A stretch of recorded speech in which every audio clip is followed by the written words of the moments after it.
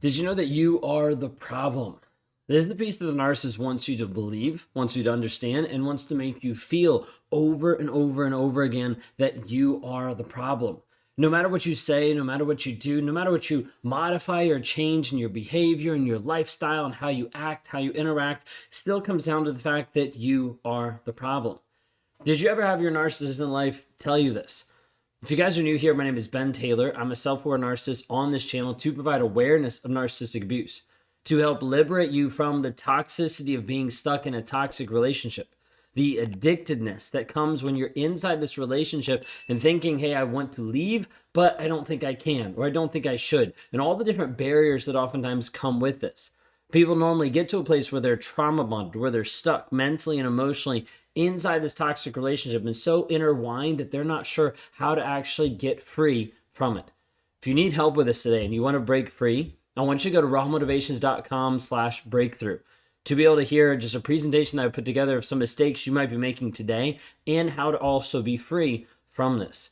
When we're talking through this piece of narcissistic abuse and the crazy making that comes from it, he'll oftentimes put it on you, making it feel like you are the one responsible, that you are the one to blame, that you made him do this, that it is your fault.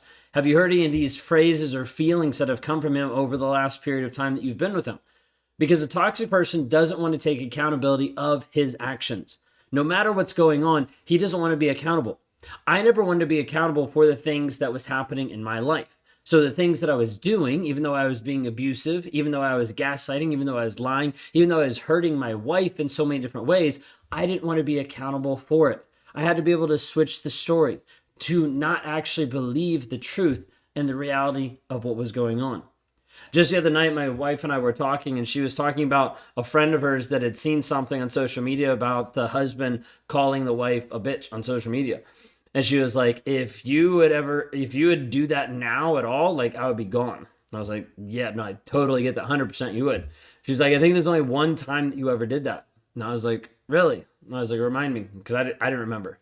And she was like, yeah, there's one time where we were in an argument and you were at the top of the stairs. We had like a loft in one of our houses. And I was like at the top in the area of the loft and like screaming over the balcony, calling her a crazy psycho bitch.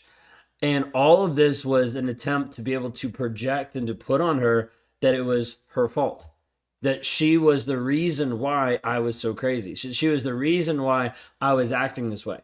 Now, in my mind, there had to be like a justification. There had to be something that went there of like, oh, well, this is why. Like, I'm acting this crazy because she doesn't listen to me. I'm acting this wild because she doesn't respect me. I'm acting this way because, and there's always these lists of reasons. These lists of excuses that I come up with of like, oh, well, this is what's going on. This is why it's not my fault.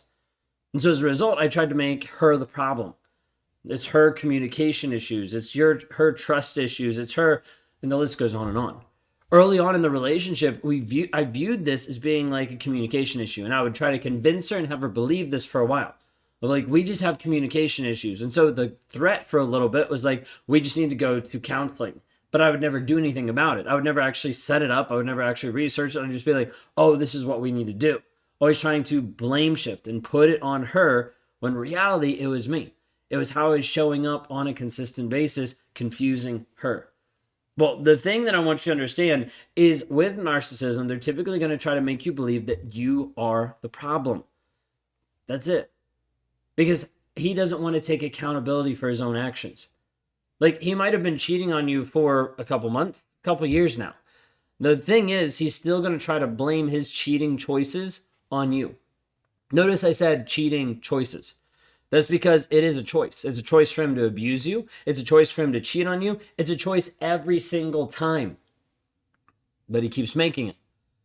And he keeps making it because he doesn't want to be honest. He doesn't want to be vulnerable. And he doesn't want to actually change himself. He's not willing to actually take a look and say, okay, how am I showing up inside, internally? How am I actually showing up for me? Because if he doesn't do that, nothing is ever going to change. Now, what about when you already know? Like when you know he's a narcissist, when you know he's toxic and you stay? Where does that line get crossed of, well, maybe you actually are the problem? Maybe you're the problem because you're the crazy one, or maybe you're the problem because you're enabling it. Oftentimes when you're in the relationship, you feel crazy. And that's typically a trait in one sense that comes out of being with a toxic person. The narcissist wants you to feel crazy. If you feel crazy, that equals confused. If you're confused, it means you won't do anything. And he thinks you're naive not to do anything because you don't have the power, you don't have the confidence, you don't have the self-esteem. So he knows you're going to stay stuck for a long period of time.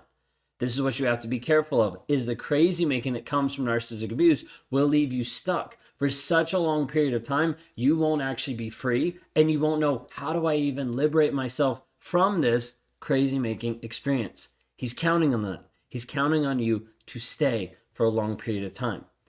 What about when you actually know about it? Okay, right before we talk about this, in 1 second, right before we talk about this, we're talking through this piece then when you start to know and you start to realize what's going on, and you're like, well, wait a second, maybe it's me. Like maybe it's some of my negative traits. Maybe it's some of these things that I've done wrong.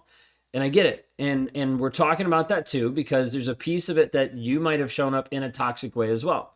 Now, when I'm talking about this, I need you to understand reactive abuse. Reactive abuse is how you react. It looks like an abusive action, okay? But we typically discount the action that started the reaction to start off with. So you might be hitting him, and everybody's like, whoa, she's abusive because she's hitting him. Well, in reality, it's also because you just went through about 2.5 weeks of him completely being silent and completely being no contact. You've been struggling with some of the deepest, darkest depression, and you just want to get a response out of him. So you're like hitting him, being like, hey, maybe if I do this, he'll finally show some response, some feeling, some interaction. But it looks like abuse. You see, reactive abuse oftentimes gives you narcissistic little fleas. Little things that kind of stick to you that you're like, this isn't who I want to be, but these have been picked up because of the toxic relationship that you've been in. You start lying to be able to get away with something so that he doesn't yell at you for going to the grocery store. Like you start trying to manipulate him a little bit because you're like, if I don't, he's going to manipulate me. There's a lot of different pieces that happen to this, and I get it. Okay? You need to understand if you have these traits, let's work on them. They're all workable.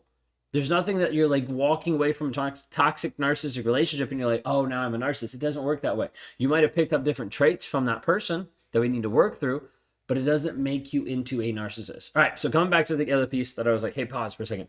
When we talk through this piece, you might be, okay, I've been showing up toxic. I've been this. Okay, maybe it is my fault, right? Like I start off with the question of, did you know that you're the problem? Like maybe you are the problem. Now, what do I mean by that?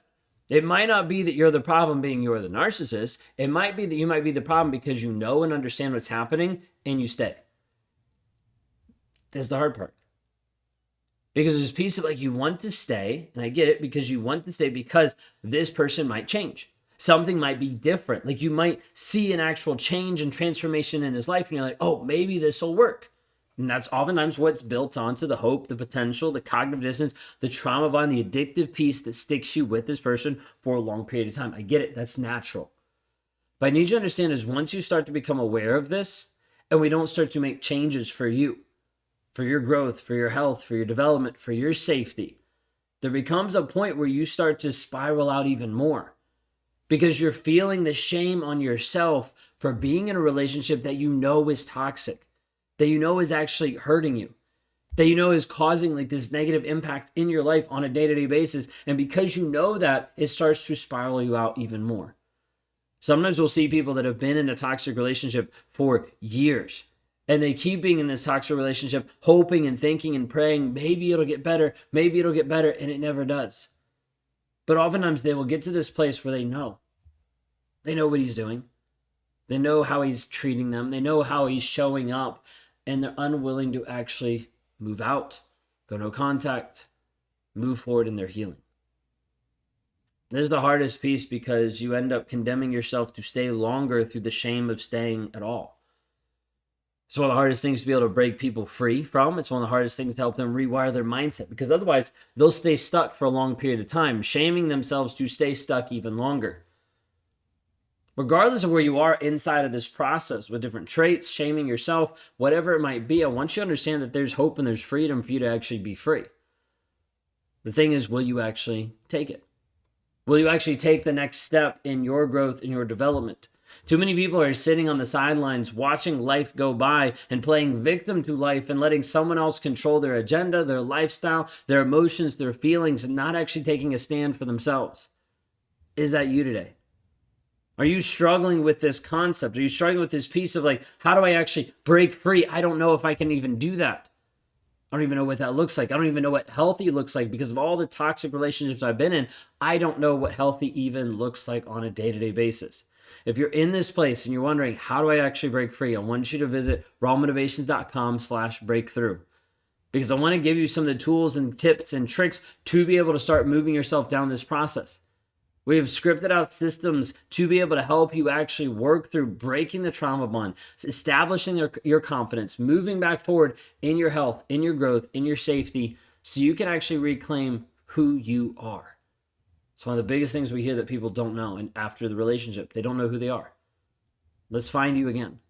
Let's help you build back the life that you actually deserve and not the life that you're being struck with and stuck with for a long period of time. Reach out today.